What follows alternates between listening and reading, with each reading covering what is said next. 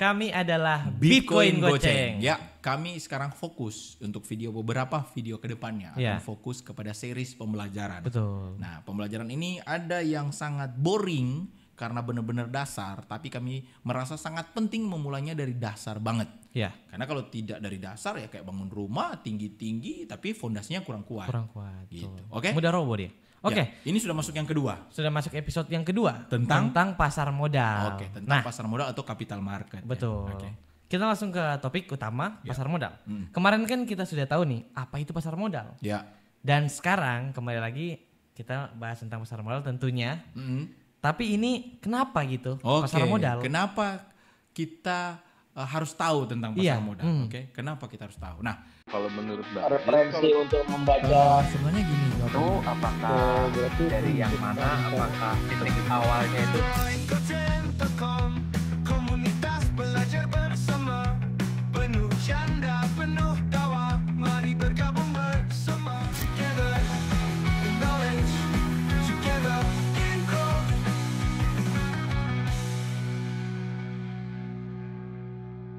perlu diketahui sebelum saya jawab kenapa, ya.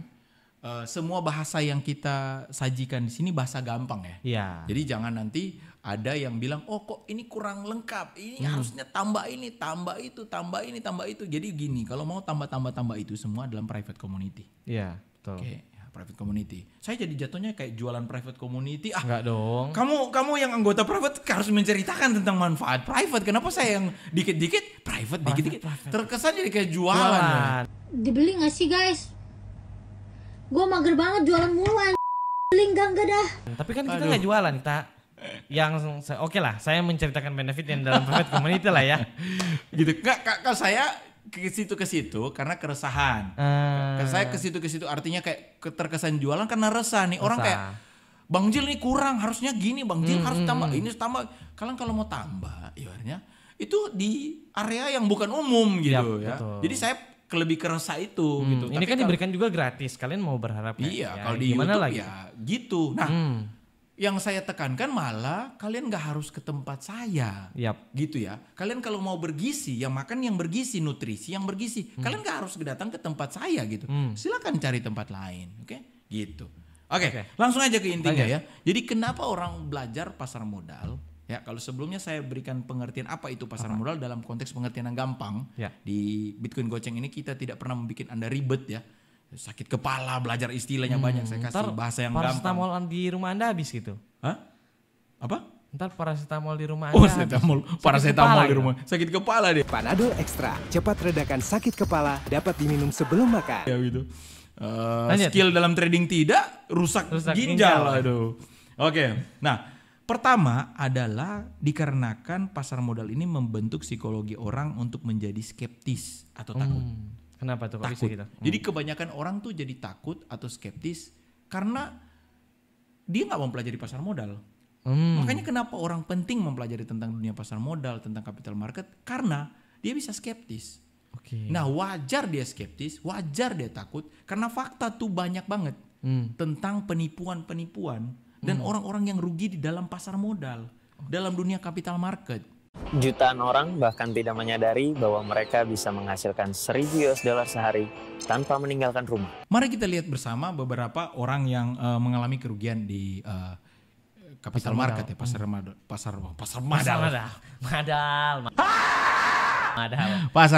Ya. Nah, memang orang bermoduskan pasar modal kebanyakan. Pak, investasi emas. Asik. Bahkan ada yang kripto. Pak, ini Bitcoin, Pak. Wah. Ini yang paling gak masuk akal. Bapak. Ada pernah loh, perhatikan.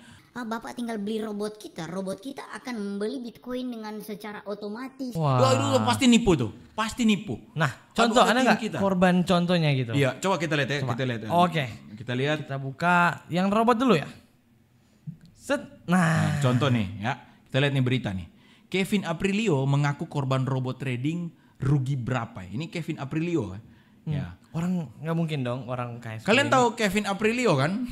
Nggak tahu Kevin Aprilio ya? Pernah mempromosikan robot trading Net 89 artis Kevin Aprilio datang ke Baris Krim mengaku justru merupakan salah satu korban. Ia juga mengatakan ia tidak pernah menerima sepeser pun. Jadi robot trading. Jadi ada orang yang bilang, Pak, dengan pakai robot saja, ya pakai robot saja, saya langsung tindis, kamu inisiatif dong pindah. Oke. Gimana? Lanjut. Gimana ini? Belum terbiasa saya, Bung. Terbiasa dengan terpukau dengan apa, we?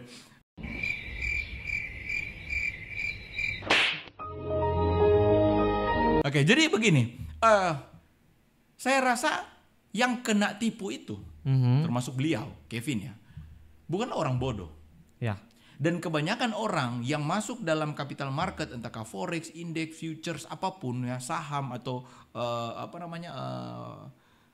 komoditi emas ya kayak gitu, itu bukan orang-orang bodoh. Mereka kebanyakan adalah pengusaha-pengusaha, orang-orang pintar, bahkan punya background studi yang pintar.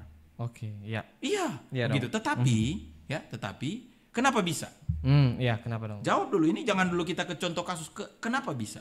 Menurut kamu kira-kira analisanya dan berpikir gampang kenapa bisa? Mungkin tergiur ya. Oke, bisa jadi tergiur. Iya. Tergiur karena keuntungan. Iya. Tapi kan kalau keuntungannya udah tahu nggak masuk akal ya, kok bisa? Ya karena mereka mau cepat kaya dong. Mereka udah kaya raya, Bung. Mereka nggak mau cepat kaya. Mereka siapa bukan tahu seperti kan, siapa mau lebih, mereka mau bukan lebih. seperti Anda yang butuh kaya. Mereka udah kaya. Kevin kurang kaya apa? Oke, kenapa bisa? Saya juga bingung. Jawabannya, ya, ini catat baik-baik. Jawabannya karena itu bukan bidang ekspertis mereka dan mereka nggak belajar tentang itu. Oke. Ya. Jadi misalnya contoh, ada dokter, saya dokter nih, Anda pasien.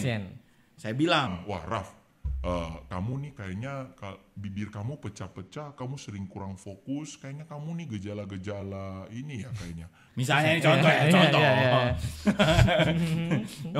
Kamu kayaknya gejala-gejala tanda-tanda orang yang menggunakan narkoba kayaknya gitu ya. Ini contoh. Iya. Contoh begitu. Nah, karena dia pasien, ini dokter yang punya background studi dan gitu-gitu ya. Jadi pasti ada kecenderungan untuk percaya. Ya. Oke, kenapa? Karena kamu nggak pelajari tentang itu. Kecuali kamu nih pelajari tentang itu dan kamu bisa debat dong. Enggak kok. Menurut saya kalau itu gejala misalnya sakit mah. Karena sama-sama punya pemahaman, misalnya sama-sama dokter misalnya. Ya. Nah itu kalau dokter ya. Bayangin kalau saya dokter bodong nih, pura-pura jadi dokter gitu ya, dokter palsu. Ya. Raf, kayaknya kamu kalau begini-begini kayaknya kamu gejala HIV kamu. Contohnya sangat ganas ya. Kamu orang yang awam, nggak tahu tentang itu. Bisa jadi kamu memang sekolah pinter, tapi bukan bidang kedokteran. Iya. Pasti kamu percaya-percaya saja dong. Iya dong. Sama halnya dengan itu. Mereka bukan orang bodoh. Tapi kenapa mereka percaya-percaya saja? Karena bukan gak expert di situ. Yes, satu gak expert. Yang kedua, bisa jadi skip video-video seperti ini. Video-video dasar. Iya. Nah ini gak main-main. Nah di dalam penipuan atau dunia investasi bodong, coba lihat artikelnya juga ya. Total kerugian, rugi investasi bodong berapa? 139 Ini sumber triliun. beritanya coba dilihat ya. Ini CNBC dari CNBC loh. ya. Ini kita bukan dari sumber berita yang ece-ece ya. Ini dari CNBC Indonesia. Itu setara bangun 12.600 sekolah. Ini CNBC Indonesia nih. Oke. Ya. Bahkan kerugiannya diperkirakan setara dengan membangun ribuan sekolah dan jalan tol Indonesia. Waduh. Menurut OJK. Ya, ini bukan menurut juga data yang dari sembarang-sembarang. Nah, ya. Jadi nggak main-main. Jadi kenapa kita harus belajar belajar tentang pasar modal? Karena banyak sekali orang tertipu, banyak sekali orang rugi di situ, yang akhirnya menciptakan mereka tuh takut. Jadi skeptis. Mereka jadi fear. Ini sudahlah ini fear ada dua nih, fear of missing out sama fear yang benar-benar skeptis. Iya. Nah nanti saya jelaskan yang fear of missing out. Jadi yang skeptis dulu. Jadi mereka kata, aduh. Ini kayaknya memang tipu-tipu ini semua. Ini sama juga. Gitu bahkan yang paling buruk nih, pasti ada orang yang bilang, apa bedanya dengan judi? Ini pasti judi nih. Nah, jadi dikarenakan hal tersebut, mereka jadi takut. Jadi skeptis. Semuanya dibilang judi. Nah, bagi kalian yang sampai detik ini masih menyebut pasar modal, capital market itu judi, sudah dapat disimpulkan kalian itu nggak belajar full. Jadi cuma tahu setengah-setengah. Cuma dengar dari orang, cuma lihat dari kasus, gitu. Pasti kesimpulannya apa? Judi. Itu seperti itu ya. Padahal sangat luas, sangat amat luas. Kalau dia sampai judi, dia nggak mungkin diatur oleh OJK, oke, diatur oleh Kementerian Perdagangan, Bapepti. Ibaratnya diatur oleh pemerintah. Kalau itu judi ya, gitu. Yang beroperasi, ya memang sih ada judi yang banyak beroperasi. Ya. Menjanjikan kemenangan. Udah, bukan ke situ arahnya. Oke. Lanjut. Yang kedua adalah itu karena greed. Greed itu karena FOMO. Orang nggak mau kelewatan, ya. Dengar ada orang, oh bisa semalam, dia bisa dari 1 juta bisa jadi 10 juta atau 100 juta. Greed dia. Greed itu adalah rasa rakus. Dia FOMO, dia nggak mau lewat momentum ini. Makanya dia masuk dan malah masuk jurang gitu. Seperti mantan nih. Ya kalau dalam teknisnya ada orang yang akhirnya FOMOin, masuk malah ke manta yang nggak tahu fundamental, nggak tahu ketahanan dana, selesai dia karena voting. Mereka nggak belajar. Skip video ini. Oke, jadi bagian ini sangat juga yang menyebabkan kenapa orang penting untuk belajar pasar modal. Kenapa? Karena yang tadi fear, yang kedua greed. Nah, yang terakhir itu karena revenge. Revenge-nya ini gimana nih maksudnya? Nah, tapi kami tahu revenge itu apa? Balas dendam. Ya, balas dendam. Nah, revenge itu kayak gini. Jadi ini kan semua hal ini kenapa kita penting belajar tentang pasar modal ya? Ya tadi ya. Nah, kenapa? Karena ada unsur yang ketiga, revenge. Jadi revenge-nya kayak gini. Oh, kemarin kok kita rugi di forex gitu. Saatnya saya pindah ke saham. Saham ini terlihat lebih aman. Masuknya lebih besar. Rugi dia. Oh kayaknya kripto deh. Pindah lagi. Jadi dia membalas dendam ke market, pindah. Karena dia merasa di sini lebih bagus. Dia balas dendam, dia makin gulung, habis uangnya. Pada saat dia habis rugi dan segala macam, kembali ke poin awal. Dia langsung skeptis. Dia langsung jadi skeptis. Dia langsung takut. Dia langsung fear, begitu. Dan bisa-bisa fear-nya ini berhenti kan, karena dia rugi nih, rugi besar. Ya kan pernah kan ada kasus orang rugi besar, akhirnya skeptis. Walah ini semua ini judi, omong kosong, skeptis. Tiba-tiba nih ada tetangga yang profit, ada tetangga yang untung besar. Dia masuk ke pola 2 sekarang. Apa itu?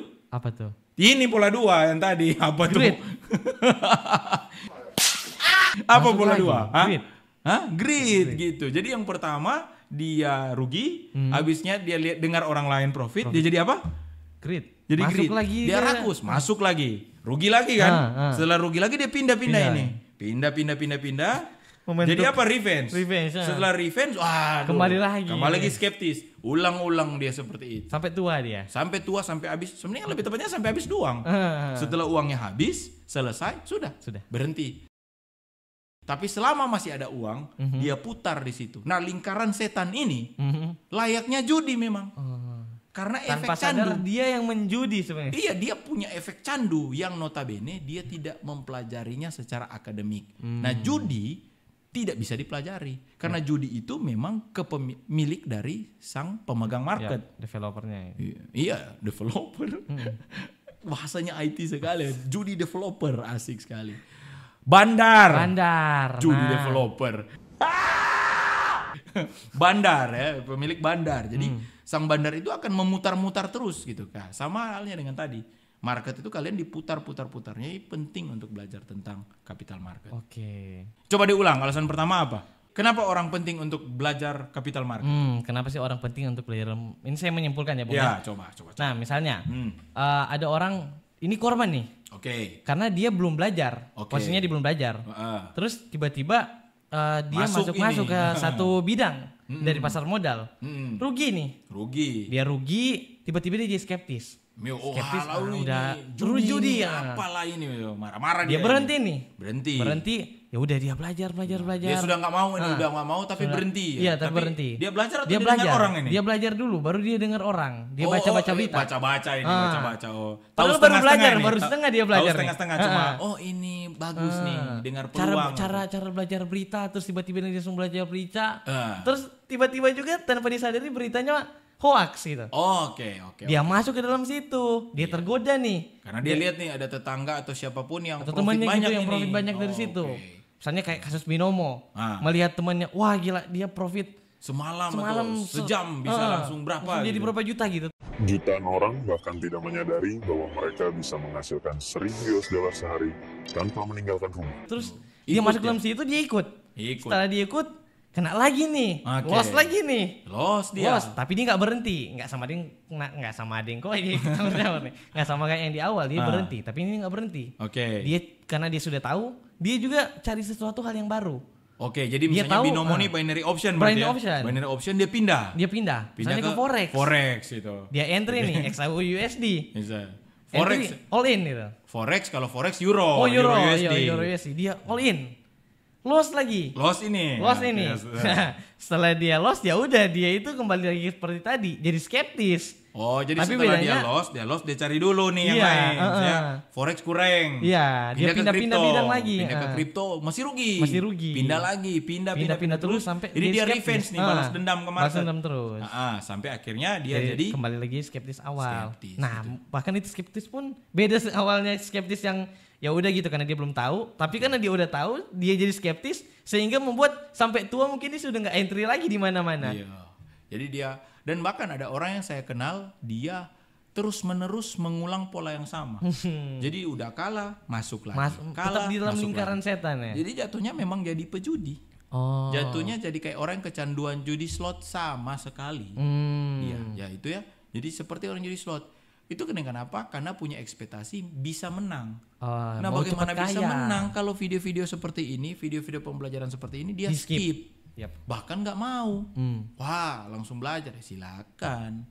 Saya udah berkali-kali menyampaikan banyak orang yang rugi tapi nggak percaya, silakan. Kalau misalnya pun kalian merasa pelajaran dalam YouTube terlalu dasar, ada juga private community. Tapi juga kan kita juga saya juga nggak mengajak untuk kalian bebas gitu mau ke community sebelah gitu, mau ke akademi community mana. di sebelah kan harganya belasan juta gitu, bebas ya, yang penting kalian tergabung dalam komunitas yang sehat, yang dimana bisa berdiskusi.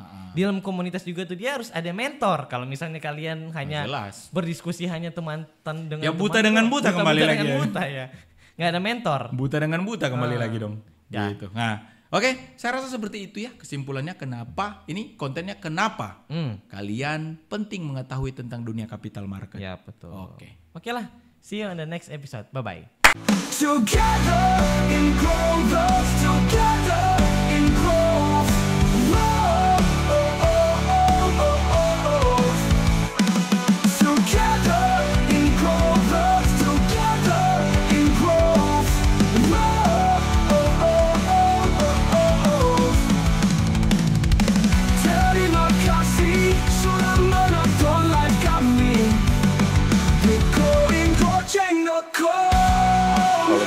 Referensi untuk membaca sebenarnya gini, apakah dari yang mana, apakah titik awalnya itu